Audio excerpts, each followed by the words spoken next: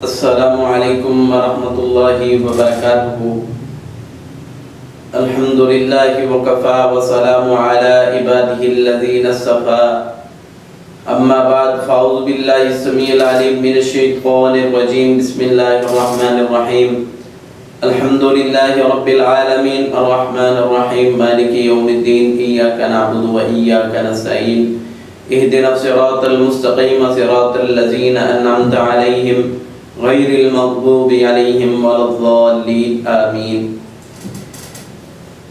محترم ناظرین و سامعین کرام، بفضل تعالی ہمارا دورہ فتنہ الہاد کا یہ چھٹا روز ہے، اور الحمدللہ بفضل تعالی جو کچھ چھوٹے پھوٹے الفاظ اکٹھے کرتے ہیں وہ آپ کے سامنے پیش گزار کرتے ہیں، اور سامعین کی جانب سے بفضل تعالی بہت اچھے رسپانس آ رہے ہیں۔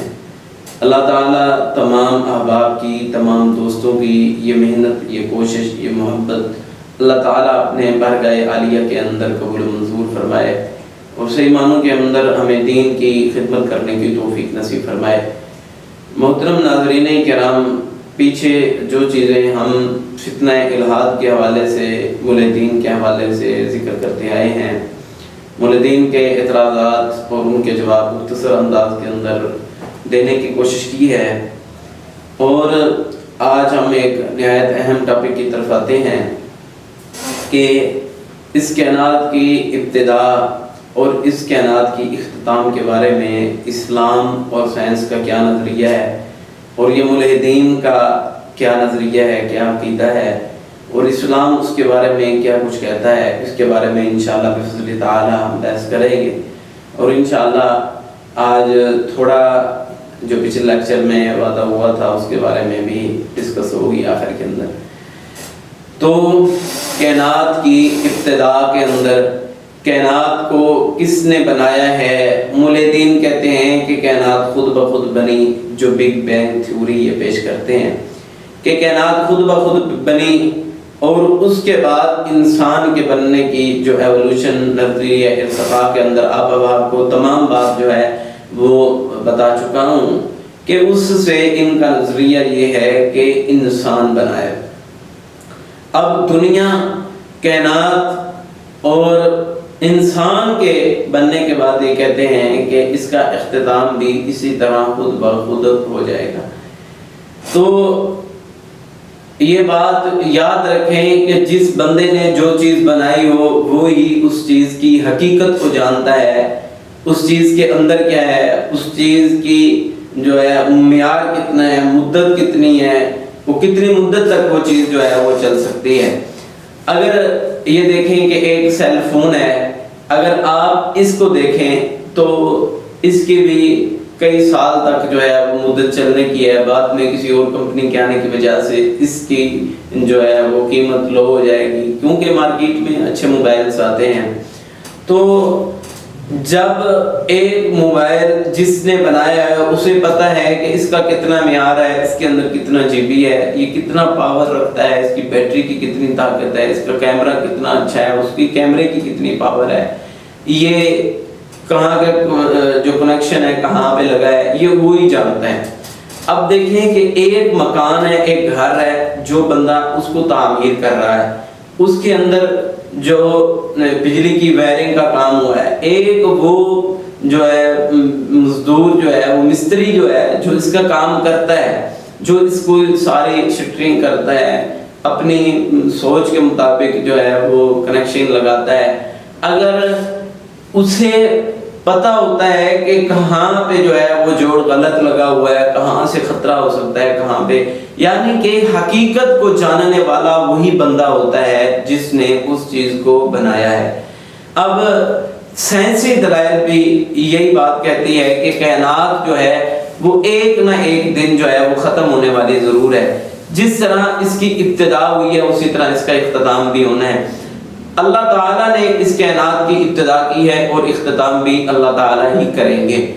سائنس اب اس بات کو ثابت کر رہی ہے کہ کائنات ختم ہوگی، جبکہ قرآن اس بات کا پہلے شاہد، اور قرآن پہلے یہ دلیل دیتا ہے کہ کائنات نے ختم ہونا ہے، جبکہ سائنس کی تھیوری کے اندر یہ تھا کہ کائنات ختم نہیں ہوگی، جبکہ اب یہ ثابت کر رہے ہیں کہ کائنات ختم ہوگی۔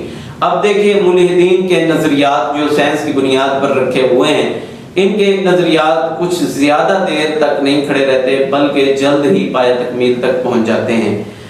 اور بعض ایسے ملحد قسم کے لوگ ہوتے ہیں، وہ یہ سوال کرتے ہیں کہ آپ ہمیں یہ بتائیں اگر اس کائنات کو ایک خالق نے پیدا کیا ہے، ایک رازق نے پیدا کیا ہے، ایک داتا دستگیر نے پیدا کیا ہے، تو آپ ہمیں یہ بات بتائیں کہ اس خالق کو کس نے پیدا کیا ہے، اس خالق کی پیدائش کیسے ہوئی ہے، اس خالق نے نشوما کس طرح پائی ہے، اس خالق کو کس نے پروان چڑھایا، اس کو ایک سوچ کس نے دی ہے، فکر کس نے دی ہے کہ دنیا کو بنانے کی۔ یہ بات یاد رکھیں کہ یہ سوال ہی غلط ہے، یہ سوال ہی نہیں بنتا۔ اب یہ کہا جائے کہ وہ کون سا درخت ہے جہاں پہ چمچ لگتے ہیں، یا وہ کون سا درخت ہے جہاں پہ جو ہے وہ پیسے لگتے ہیں، وہ کون سا درخت ہے جہاں پہ موبائلز لگتے ہیں، اب یہ سوال ہی بیکار ہے، اب سوال کرنے والا ہی جاہل ہے، اسی طرح وہ سوال بھی جاہلانہ ہے۔ اب کسی مرد سے یہ کہا جائے کہ تو نے کتنے بچے پیدا کیے ہیں، تو نے تیرے بدن سے کتنے بچے پیدا ہوئے ہیں، تو وہ کیا جواب دے گا؟ اب یہ سوال کرنا ہی آمکانہ ہے، یہ سوال کرنا ہی درست نہیں ہے۔ خدا کا لفظ ہی اس بات پہ دلالت کرتا ہے کہ اس نے ساری کائنات کو بنایا ہے، اس کو کسی نے بھی نہیں بنایا۔ اور یہ عقیدہ جو ہے یہ سورۃ اخلاص کے اندر قل هو اللہ احد اللہ الصمد لم یلد ولم یولد ولم یکن لہ کفوا احد، یہ لم یلد ولم یولد اس بات کی دلالت کرتی ہے کہ نہ ہی اللہ تعالیٰ کو کسی نے پیدا کیا ہے اور نہ ہی کر سکتا ہے، اور نہ ہی اللہ تعالیٰ نے کسی کو پیدا کیا ہے۔ اب پیدا کرنے اور بنانے کے اندر فرق ہوتا ہے۔ اللہ تعالیٰ نے بعض کہتے ہیں کہ اگر عام سادہ فہم کے لوگ ہوتے ہیں کہتے ہیں کہ اگر اللہ تعالیٰ نے پیدا نہیں کیا تو انسان کہاں ہے؟ بھائی اللہ نے پیدا نہیں کیا، اللہ نے بنایا ہے۔ پیدا کرنے اور بنانے کے اندر زمین اور آسمان کا فرق ہے، یہ بات سمجھنے والی ہے۔ تو پھر ملحدین کہتے ہیں کہ اگر ایک خدا ہے تو پھر ایک مذہب پہ ایک مذہب کے اوپر تمام لوگ اکٹھے کیوں نہیں ہو جاتے، اختلاف کیوں ہے؟ اگر ایک خدا نے ہی تمام شریعت کو نازل کیا ہے تو پھر یہ اختلاف کیوں ہے؟ میں ان سے سوال کرنا چاہتا ہوں کہ اگر آپ یہ کہتے ہیں کہ ایک مذہب پہ جو ہے وہ تمام اکٹھے ہو جائیں اور اختلاف کی صورت جو ہے یہ تو ایک دنیا آزمائش کا گھر ہے، اور رسول اللہ صلی اللہ علیہ وسلم نے فرمایا ہے کہ قیامت کے قریب جو ہے میری امت میں سے 99 ایسے گروہ بن جائیں گے جو 99 کے 99 جو ہے وہ جہنم میں جائیں گے اور ایک جو ہے ان میں سے جنت میں جائے گا۔ اب دیکھیں کہ کتنا ہے، 999 جو ہے بندے جہنم میں جائیں گے اور ان میں سے ایک بندہ جو ہے وہ جنت میں جائے گا۔ یہ حدیث مبارکہ ہے۔ اب اگر آپ دیکھیں کہ صرف یہ اعتراض کیا جائے کہ مذہب میں اختلاف ہے تو اب آپ یہ کہیں کہ اکنامکس کی تعریف بتائیں۔ اب اس کی 5 تعریفیں بنتی ہیں، کس روح سے آپ پوچھ رہے ہیں، کیا پوچھ رہے ہیں؟ اگر یہی بات ہے تو آپ یہ بتائیں کہ بگ بینگ کے اندر اختلاف کیوں ہے، نظریہ ارتقاء کے اندر اختلاف کیوں ہے، کیوں یہ سائنس کی آیا روز جو ہے وہ تھیوریاں تبدیل ہوتی رہتی ہیں۔ اب بتاؤ کہ اختلاف کیسے پیدا ہوتا ہے، کس وجہ سے پیدا ہوتا ہے؟ اختلاف کے پیدا ہونے کی یہ وجہ ہے کہ ہر بندے کی اپنی سوچ ہوتی ہے، ہر بندے کا اپنا نظریہ ہوتا ہے، ہر بندہ اپنے ایک سوچ رکھتا ہے، اپنا ایک معیار رکھتا ہے جس کی وجہ سے وہ اعتراض کرتا ہے۔ تو ہر بندہ اپنے ذہن کے مطابق جو ہے وہ اس بات کو سمجھتا ہے، جس کی سمجھ میں نہ آئے یا کس کے ذہن میں مثبت بات ہی منفی ذریعے سے آ جائے تو پھر وہ بھی اعتراض کرتا ہے۔ تو آگے چلیے کہ اللہ تعالیٰ نے انبیاء کرام کو دنیا کے اندر دعوت و توحید اور ایک ہی اللہ تعالیٰ کی عبادت کے لیے بھیجا ہے۔ شروع سے لے کے حضرت آدم علیہ السلام سے لے کے حضرت محمد مصطفیٰ صلی اللہ علیہ وآلہ وسلم تک لے کے اللہ تعالیٰ نے جتنے بھی انبیاء کو مبعوث فرمایا ہے وہ تمام کے تمام جو ہے ایک اللہ تعالیٰ کی دعوت دیتے آئے ہیں۔ جس طرح ماحول اور جس طرح کے لوگ تھے اس طرح ان کا حکم احکام جو ہے شریعت جو ہے اللہ تعالیٰ نے اپنے ذریعے سے تبدیل کی رکھی ہے، لیکن اب جو ہے شریعت کے تبدیل ہونے کا کوئی بھی امکان نہیں ہے، کیونکہ قرآن اس بات پہ شاہد ہے الیوم اکملت لکم دینکم واتممت علیکم نعمتی ورضیت لکم الاسلام دینا۔ دین اسلام مکمل ہو چکا ہے، دین اسلام کے اندر اب کوئی بھی جو ہے اور کوئی بندہ اس پہ اعتراض نہیں کر سکتا، کوئی اور دین نہیں آ سکتا۔ تو آپ دیکھیں یہ کہتے ہیں کہ مذہب میں تبدیلی کیوں آئی کہ پہلی شریعتوں اور پہلی کتابوں کا حفاظت کا ذمہ اللہ تعالیٰ نے کیوں نہ لیا اور اس کتاب کا ذمہ جو ہے وہ کیوں لیا ہے؟ پہلی بات جو ہے کہ دین اسلام کی ابتدا اور آغاز جو ہے وہ قرآن مجید سے نہیں ہوئی، بلکہ قرآن مجید سے دین اسلام کی جو ہے وہ تکمیل ہوئی ہے۔ اللہ تعالیٰ نے ایک ایسی گنجائش دی ہے جو اللہ نے باقی رکھی ہے کہ اللہ تعالیٰ نے اس کتاب قرآن مجید کی حفاظت تو خود کی ہے، باقی کتابوں کی حفاظت نہ کرنے کی وجہ اور حکمت اللہ تعالیٰ ہی زیادہ بہتر جانتے ہیں۔ لیکن جو ہمیں سمجھ آتی ہے وہ یہ ہے کہ لوگوں کو دیکھنا چاہتے تھے کہ میری کتاب کی کتنی حفاظت کرتے ہیں۔ جب لوگوں سے حفاظتیں اللہ تعالیٰ کی کتاب میں نہ ہوئی، لوگوں نے رد و بدل کیا، اور ایک ایسی کتاب کی ضرورت تھی جو مکمل ضابطہ حیات پہ قائم ہو اور دائم ہو اور سچی کتاب ہو، اس کتاب کی ضرورت تھی، کیونکہ باقی اسلامی کتب کے اندر جو ہے وہ تبدیلیاں ہو چکی تھی، تو ایک اور کتاب کا نزول ہونا لگا، وہ قرآن مجید اسے کہا جاتا ہے۔ اب دیکھیں کہ اللہ تعالیٰ نے حضرت آدم علیہ السلام کو بنایا، وہاں پہ شیطان نے جو ہے وہ پیروی نہ کی، سجدہ نہ کیا، تو اسے دنیا کے اندر بھی سزا دی ہے اور آخرت کے اندر بھی اللہ تعالیٰ اس بندے کو، اس جن کو یہ سزا دیں گے۔ اور قرآن مجید جو ہے وہ ہمارے لیے ایک مکمل ضابطہ حیات ہے، ہمیں زندگی کے رہنے کے اصولوں کو سمجھاتا ہے۔ تو اب یہ ملحدین کہتے ہیں کہ یہ قرآن مجید ہر بات کا شاہد ہے، قرآن مجید ہر بات کو بیان کرتا ہے، تو یہ بتاؤ کہ اللہ کہاں ہے، اللہ کدھر ہے؟ اللہ بھئی عرش معلیٰ پہ ہے۔ اللہ کیسے ہے، کس حالت میں؟ جیسے اس کی شان ہے۔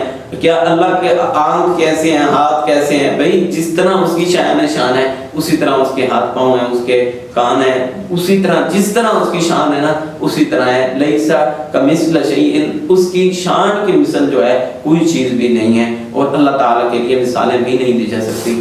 اللہ تعالیٰ کی ذات کے لیے یہی بات کافی ہے۔ اللہ تعالیٰ نے چیلنج کیا ہے کہ یہ لوگ جو کہتے ہیں کہ کوئی اللہ نہیں ہے، کوئی خدا نہیں ہے، کوئی خدا کی ذات نہیں ہے، ان تمام لوگوں کو اللہ تعالیٰ نے یہ چیلنج دیا ہے، تم یہ بات ثابت کرو کہ کوئی ایک بات ایسی ہو، کہ کوئی ایک آیت ایسی لے کے آ جاؤ، کوئی ایک ایسی صورت لے کے آ جاؤ جو اس قرآن کے مقابلے کے اندر ہو، جو اس صورت کے مقابلے کے اندر ہو۔ یقیناً تم کوئی بھی ایک بھی ایسی صورت جو ہے وہ تم نہیں لا سکتے۔ تو پھر اس بات کی یہ کتنی بڑی دلیل ہے جو آج تک ان لوگوں کے لیے چیلنج ہے، جو یہ پورا نہیں کر سکتے، تو پھر یہ اسلام پہ اسی طرح کے فضول قسم کے اعتراضات کرتے ہیں۔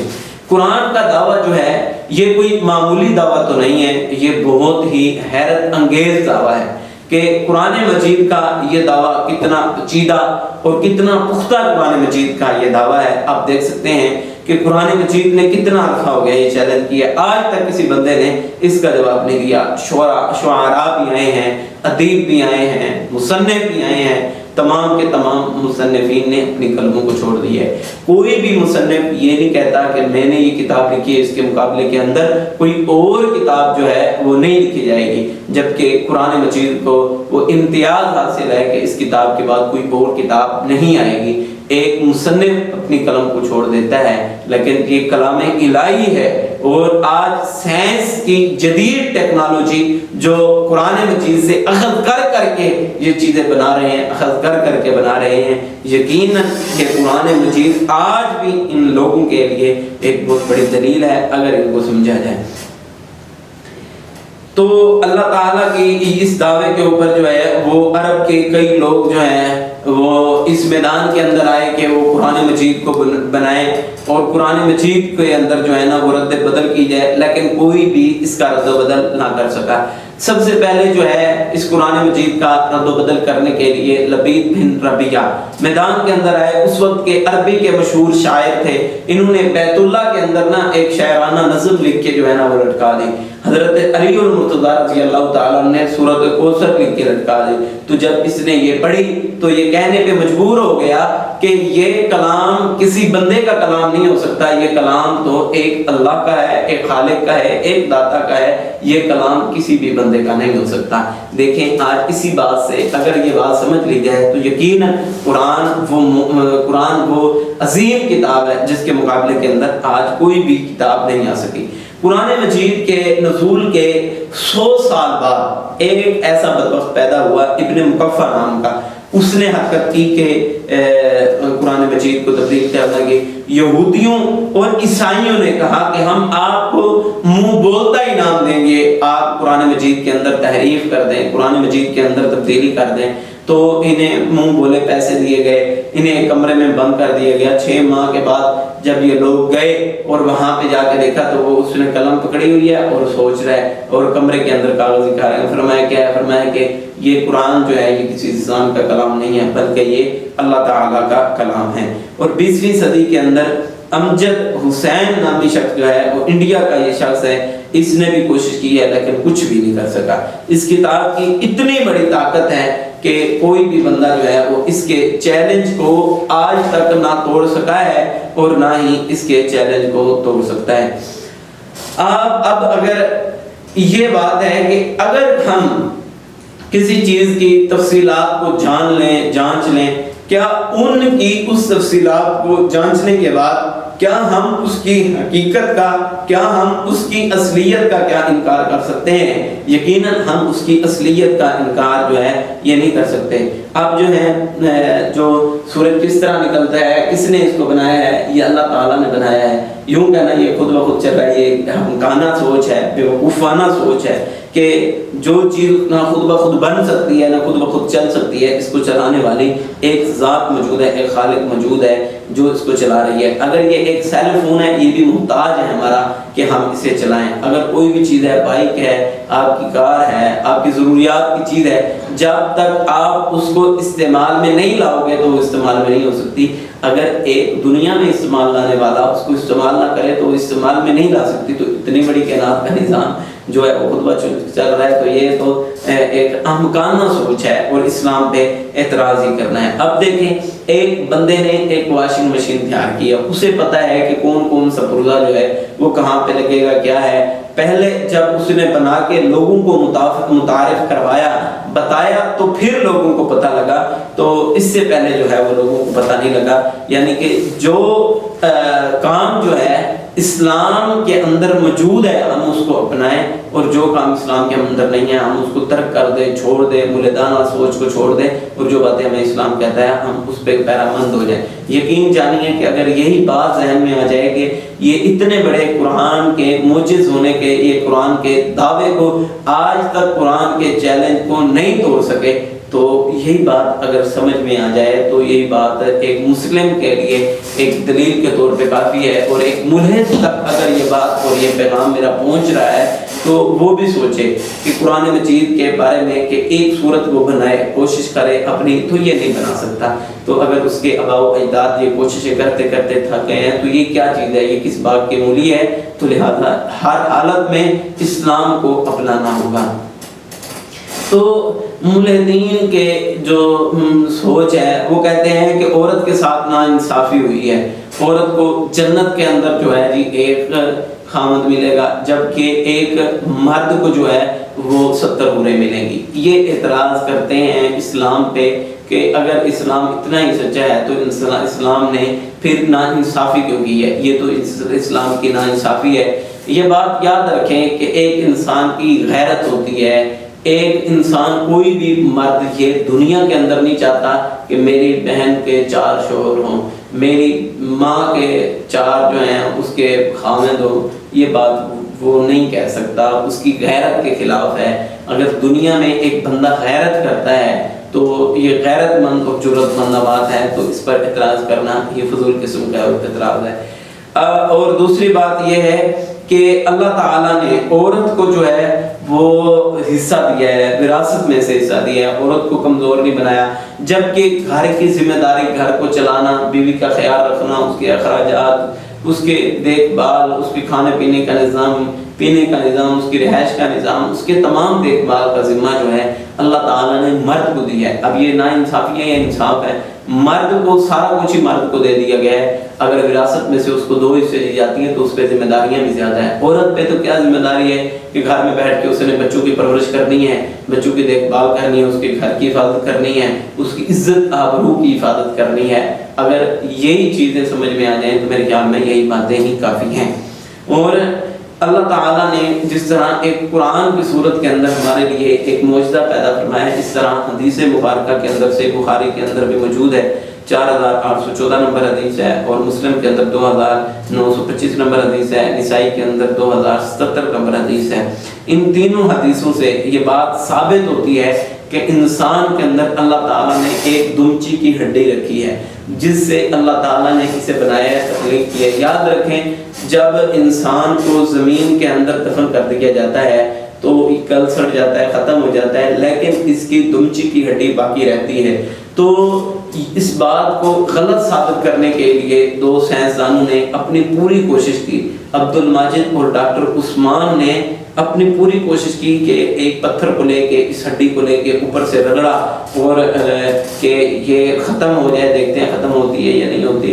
تو پھر انہوں نے اس کا ٹیسٹ کیا تو جو اس کے اندر سیلز سے وہ زندہ تھے۔ اب دیکھیں کہ اللہ تعالیٰ کی کتنی بڑی یہ قدرت ہے۔ اگر ابھی بھی دیکھ کے ایمان نہیں لاتے یہ لوگ تو کب لائیں گے ایمان؟ کب کسی خالق کو مانیں گے؟ کسی خالق کو کیا، ایک خالق کو مان لیں، اللہ تعالیٰ کو مان لیں، یہ اللہ تعالیٰ کی ہی قدرت ہے۔ اب یہ تمام نظام جو ہے ہمارے وجود کا نظام انظام ہے، یہ ہم کوئی بھی چیز کھاتے ہیں، ہماری یہ دو نالیاں، ایک سانس کی نالی ہے، کھانے پینے کی نالی ہے، کبھی ایسے نہیں ہوا ہم لقمہ تو منہ کے اندر ڈالتے ہیں لیکن سانس والی نالی کے اندر نہیں جاتا۔ اللہ تعالیٰ اپنی قدرت کے ذریعے سے ہر بندے کی اس نالی کو بند کر دیتے ہیں۔ اب دیکھیں اللہ تعالیٰ کی یہ کتنی بڑی قدرت ہے، اب اس کا انکار کر دیا جائے اور کہا جائے کوئی خالق نہیں ہے، کوئی مالک نہیں ہے، تو یہ احمقانہ سوچ ہے۔ چاہیے یہ کہ اللہ تعالیٰ کی قدرتوں کو دیکھ کے اس پہ ایمان لایا جائے، نہ کہ اس کی قدرت کا جو ہے وہ انکار کیا جائے۔ اور آگے چلیں، ملحدین جو ہے وہ کچھ اعتراضات اسلام پہ کرتے ہیں کہ مرد کو 4 شادیوں کی اجازت دی گئی ہے جبکہ عورت کو صرف 1 شادی کی اجازت کیوں ہے؟ میں ان سے یہ کہتا ہوں کہ صرف آپ اسلام پہ اعتراض یہ کرتے ہیں کہ اسلام کے اندر صرف ایک عورت کو ایک ہی خامد رکھنے کی اجازت ہے، 4 خامد رکھنے کی اجازت نہیں ہے۔ تو آپ کوئی مذہب ایسا ثابت کر دیں کہ جس کے اندر ایک عورت جو ہے وہ 4 خامد رکھ سکتی ہے، یہ کسی بھی مذہب کے اندر یہ بات موجود نہیں ہے۔ تو عورت کے کافی مسائل ہوتے ہیں، ایام حیض ہوتا ہے، تو ایام حیض کے اندر ایک مرد کی ایک خامد کے حقوق کو جو ہے وہ پورا نہیں کر سکتی، تو وہ 4 مردوں کے حقوق کو کس طرح پورا کر سکتی ہے؟ اگر ایک سے زائد مرد ہوں اور ایک سے زائد مرد ہوں تو پھر تمام جو ہے وہ سپرمز جو ہیں وہ اووری کے ساتھ جا کے لگیں گے اور نظام جو ہے وہ درم برم ہو جائے گا۔ یہ سائنٹیفک بھی بات ہے، یہ نقصان ہی نقصان ہے، اس کا کوئی بھی فائدہ نہیں ہے۔ تو اگر عورت کے 4 خامند ہوں تو کس طرح پتہ لگے گا کہ یہ کس کا بچہ ہے؟ پھر وراثت سے محروم ہوگا۔ اگر اچھا ہوگا تو ہر بندہ یہ کہے گا یہ لڑائی جھگڑے کی جو ہے یہ جڑ بنتا ہے۔ تو اللہ تعالیٰ نے جو حقوق جو ہمیں بتائے ہیں وہ نہایت ہی سچے ہیں۔ اسلام پہ اعتراضات کرنا یہ فضول قسم کے ان کے اعتراضات ہیں۔ آگے چلیں، یہ کہتے ہیں مرد کے پاس جو ہے وہ طلاق کا اختیار ہے۔ کیوں مرد کو طلاق کا اختیار دیا ہے؟ کیونکہ ایک اچھا معاشرہ تشکیل میں آ جائے کہ مرد جو ہے وہ ٹھنڈے دماغ کا ہوتا ہے۔ اگر مرد کو طلاق کا اختیار نہ دیا جائے، عورت کو طلاق کا اختیار دے دیا جائے تو عورت جو ہے یہ تو کہتی ہے کہ تواڈے گھر کدے سکھ ویکھیا ہی نہیں اسی، تو اس طرح کی یہ باتیں کر دیتی ہیں۔ تو یہ جذباتی قسم کی عورتیں ہوتی ہیں، یہ آگے والے معاملات کو نہیں دیکھتی، پھر بعد میں یہ عورتیں جو ہیں یہ کافی پریشانی کا سبب ان کا ساتھ بنتا ہے اور کافی یہ پریشان بھی ہوتی ہیں۔ اگر مرد کو جو ہے وہ طلاق کا اختیار دیا گیا ہے کہ 3 ماہ تک انتظار کرے، اگر کوئی صلح کی صورت اختیار بنتی ہے تو اپنی غلطیوں کو درست کر لے، کہ مرد اپنی عورت جو ہے وہ اپنی غلطیوں کو درست کر لے۔ اور یاد رکھیں کہ عورت کو مرد کے ساتھ ساتھ خلع کا اختیار دیا گیا۔ مرد کو اگر طلاق کا اختیار دیا ہے تو اسلام نے ناانصافی اور اسلام نے زیادتی نہیں کی، بلکہ اسلام نے عورت کو بھی حق دیا ہے کہ عورت بھی خلع لے سکتی ہے۔ لہذا اسلام پہ اس قسم کے اعتراضات کرنا یہ نہایت غلط ہے۔ اب دیکھیں کہ ایک پارٹی ہے، پی ٹی آئی ہے یا یہ نون لیگ ہے، اگر اس کے 2 سربراہان بنا دیے جائیں، ایک کہے کہ یہ کام کرنا ہے، ایک کہے کہ یہ کام نہیں کرنا، تو پھر دونوں کے اندر اختلاف ہونے کی وجہ سے وہ پارٹی کے اندر اختلاف ہوگا اور وہ اختلاف کا سامنا کرنا پڑے گا، وہ حقیقی معنوں میں وہ کام نہیں کر سکتے۔ تو یہی بات ہے کہ آپ اس بات کو سمجھیں کہ اس دنیا کو چلانے والے اگر 2 بندے ہوں، 3 ہوں، 4 ہوں، 5 ہوں، تو کس طرح اس دنیا کا نظام چل سکتا ہے؟ ایک کہے کہ بارش ہونی چاہیے، کہے بارش نہیں ہونی چاہیے، کہے کہ سورج آئے، کہے سورج نہ آئے، تو یہ نظام دھرم برہم ہو سکتا تھا۔ اگر یہ کبھی ایسا ہوا ہوتا تو ہم آپ کی اس بات کو مانتے، اگر یہ کبھی ایسا نہیں ہوا تو یہ ہمارے لیے ایک بہت بڑی دلیل ہے، جو اگر ہمیں سمجھ آ جائے کہ یہ تمام نظام جو ہے وہ ایک ہی طرح یکساں ہو کے ایک ہی فیلڈ کے اندر اور ایک ہی طرز پر ہمیشہ کی طرح وہ چلتا ہوا آ رہا ہے، تو یہی بات اگر سمجھ میں آ جائے میرے خیال میں یہی بات کافی ہے۔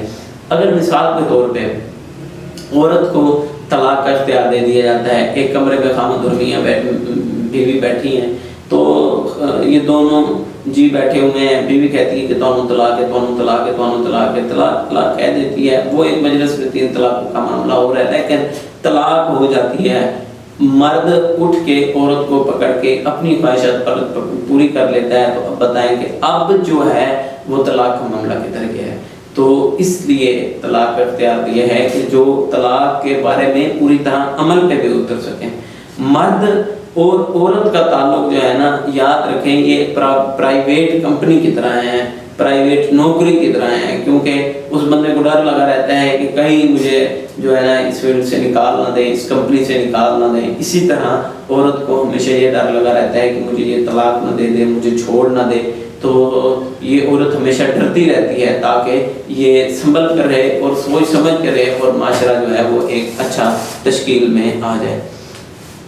تو یاد رکھیں اللہ تعالیٰ نے جو یہ تمام چیزیں جو ہمارے لیے اس بات کی دلیل ہے کہ ہم ان باتوں کو سمجھیں، دین کو سمجھیں، شریعت کو سمجھیں، عورت پہ اللہ تعالیٰ نے ناانصافی نہیں کی۔ اب دیکھیں رضاعت کے معاملے میں اکیلی عورت کی گواہی کو دیکھا جائے گا، اگر عورت کو کوئی زیادتی ہوئی ہے، کوئی گولی وغیرہ لگ گئی ہے، تو اب اس کو دیکھے گا کون؟ تو وہ عورت ہی دیکھے گی۔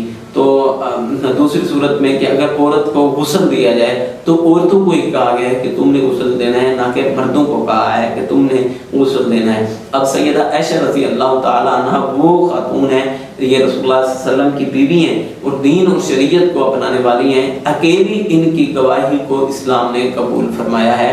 اگر ہم یہی بات سمجھیں تو یہی بات بھی کافی ہے۔ اب دیکھیں کہ مرد ولی کے بغیر عورت کی شادی نہیں کر سکتا، یہ بات بھی ٹھیک ہے، لیکن یہ بات بھی حکم دیا گیا ہے کہ عورت کی اجازت کے بغیر ولی کسی کے ساتھ اس کی شادی نہیں کر سکتا، دونوں کی رضامندی کو لازم قرار دیا گیا ہے۔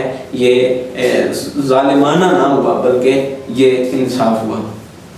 اگر جو ہے عورت اپنے گھر سے بھاگ جائے، اپنی مرضی کرے تو بہت سی مشکلات کا اس کو سامنا کرنا پڑ سکتا ہے۔ آگے جا کے جس مرد کے پاس وہ جا رہی ہے وہ اسے قتل کر سکتا ہے، اسے بیچ سکتا ہے، تو اسے کئی نقصان پہنچا سکتا ہے۔ اگر کوئی ایسی نوبت آ گئی ہے خلا لینے کی تو قاضی نے کہنا ہے کہ اپنے کسی بڑے کو لے کے آؤ، تو جب اس کا کوئی بڑا ہونا نہیں تو یہ کس کو لے کے آئے گی؟ تو لہٰذا یہ تمام کی تمام باتیں جو ہیں یہ ہمارے سامنے ہیں۔ اگر ہم سمجھیں ان کو کہ اسلام نے کس طرح ایک عورت کو عزت دی ہے، اسلام نے کس طرح ایک عورت کو وقار دیا ہے، اسلام جو ہے وہ اپنے فیصلے کرنے کے اندر جو ہے وہ زیادہ پریشان ہوتا ہے، اس لیے قاضی کو مقرر کیا ہے تاکہ وہ آسن اللہ سے فیصلہ کر لے، اور اس لیے ایک خلا لینے والی عورت کو قاضی کے پاس جانا یہ ضروری ہوتا ہے۔ اب جو عورت کو اسلام نے ناقص الخلقت کہا ہے، اس کے بارے میں ملحدانہ کیا سوچ ہے؟ وہ کہتے ہیں کہ ناقص الخلقت کہا ہے، خدا نے تو خود بنا کے اسے ناقص کیوں بنایا؟ خدا نے جان بوجھ کے اس کو ناقص بنایا ہے۔ تو یہ بات یاد رکھیں کہ ناقص کا معنی ہوتا ہے کمزوری، کمی، عیب، خرابی۔ اب یہ ضروری نہیں ہے کہ صرف عیب ہی معنی کیا جائے، کمزوری بھی ہو سکتا ہے، کمی بھی ہو سکتا ہے، خرابی بھی ہو سکتی ہے۔ تو یاد رکھیں، تو یہ لفظ تو ہے وہ استاد اپنے شاگردوں کے لیے بھی استعمال کر دیتے ہیں، اسٹوڈنٹس کے لیے، مردوں کے لیے بھی، لڑکوں کے لیے بھی استعمال کر دیا جاتا ہے۔ استاد کہنا تم کنی کو عقل ہے، تم عقل ہی نہیں ہے گی، ماں باپ کہہ دیتے ہیں ایک بیچارہ بے عقل آیا گیا دے عقل نہیں ہے گی، تو ایسے جملے جو ہیں وہ بولے جاتے ہیں مردوں کے لیے۔ یہ بات نہیں ہے کہ اب ان کے اندر عقل ہے ہی نہیں، بلکہ کچھ ایسی عورتیں بھی ہوتی ہیں جو مردوں سے زیادہ ذہین اور فطین ہوتی ہیں، جس طرح اللہ تعالیٰ آزادی نصیب فرمائے، حفاظت فرمائے ڈاکٹر عافیہ صدیقیہ کہ اللہ تعالیٰ ان کی حفاظت فرمائے اور ان کو آزادی عطا فرمائے۔ وہ کتنی بڑی جو ہے وہ ایک مبلغہ تھی، ایک ڈاکٹرہ تھی، تو اللہ تعالیٰ نے کتنا زیادہ اس کو ملکہ دیا۔ اس طرح کئی خاتونیں ایسی ہیں آج بھی جن کے اندر اللہ تعالیٰ نے یہ مزہ رکھا ہے۔ تو لہٰذا اسی بات کو لے کے اور اسی کے پیچھے چلتے رہنا کہ یہ ہو گیا تو یہ ہو گیا، تو یہ لہٰذا یہ بات ساری کی غلط ہے۔ یہ کہتے ہیں کہ اسلام نے عورت کو مرد کے برابر کے حقوق نہیں دیے۔ بھئی اگر اسلام نے حقوق نہیں دیے تو آپ کوئی ایک ایسا مذہب لے کے ہیں جس نے اسلام میں عورت کو، اپنے مذہب میں انہوں نے عورت کو اور مرد کو جو ہے وہ برابر رکھا ہو۔ اسلام نے مرد اور عورت کے درمیان جو ہے وہ انصاف نہیں کیا، جبکہ یہ پیچھے جو ہے وہ تمام چیزیں میں ذکر کر کے آیا ہوں کہ اللہ تعالیٰ نے یہ احسان کیا ہے مرد کو عورت دے کے، عورت کو مرد کو دے کے، یہ جوڑا بنا کے اللہ نے احسان کیا ہے۔ یہ مرد اور عورت دونوں آپس میں ایک دوسرے کی ضرورت ہے۔ اگر اللہ تعالیٰ ان دونوں کو برابری کے حقوق دے دیتے تو بہت زیادہ مسائل درپیش آنے تھے۔ اگر برابر کے حقوق ہوتے تو بیوی کہتی کہ سارے بچے اور میں ہی پیدا کر رہے ہیں، کچھ تسی بھی پیدا کر لوں، تو خاوند کہتا کہ میں روزانہ کماتا ہوں، آپ بھی کمانے کے لیے جائیں، وہ کہتی کہ آپ کماؤ، وہ کہتا آپ کماؤ، وہ کہتا آپ بچے جنو، وہ کہتی آپ بچے جنو، ٹھیک ہے۔ پھر گھر کے یہ بجلی کے بل، یہ کچن کے خرچے، بچوں کی پرورش، یہ زمان کچھ نہ ہو سکتا تھا۔ یہ تمام چیزیں جو ہیں اسی طرح یہ نظام جو ہے یہ درم برم ہو جانا تھا۔ لہٰذا اسی بات سے اگر ہم یہ بات سمجھ لیں کہ اسلام نے عورت کو ایک عزت دی ہے، اسلام نے عورت کو ایک وقار دی ہے، اسلام نے عورت کو مارنے سے منع کیا ہے، اسلام نے عورت کی عزت وقار کا سبق دیا ہے، اسلام نے بیٹی کی عظمت کو بتایا، اسلام نے بیوی کے حقوق کو بتایا، اسلام نے ماں کے قدموں تلے جنت کو رکھا ہے، تو اتنی زیادہ نعمتیں اللہ تعالیٰ نے ایک عورت کو عطا کی ہیں۔ تو لہٰذا ان کو یہ نعرہ نہیں لگانا چاہیے کہ میرا جسم ہے، میری مرضی ہے، بلکہ یہ اللہ تعالیٰ کی طرف سے ایک بہت بڑا اعزاز ہے ان کے لیے۔ لہٰذا ان کو چاہیے کہ یہ اس نعرے کو چھوڑ دیں، تلف کر دیں اور حقیقی معنوں کے اندر ایک شریعت کو، ایک حکم کو ماننے والی ہو جائیں۔ اللہ تعالیٰ سے دعا ہے کہ جو ٹوٹے پھوٹے لفظ بولے اللہ اپنی بارگاہ میں قبول فرمائے۔ وآخر دعوانا الحمد للہ رب العالمین۔